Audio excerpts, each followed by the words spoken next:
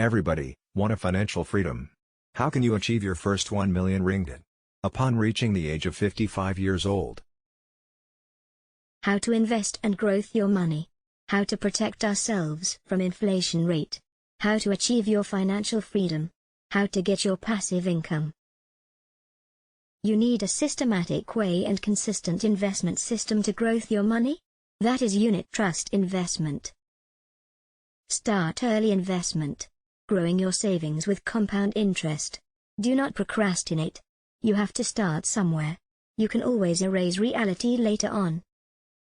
No headache on how and who manage the fund. With systematic and consistent investment system.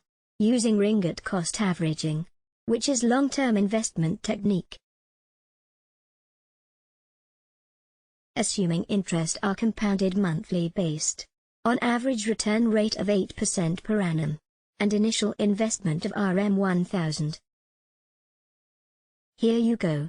This table based on critical mass, giving 8% per annum, and assuming initial investment of Rm 1000. You will start your monthly saving amount, based on your age which is showed on the table, to achieve your first 1 million ringgit when you're retired.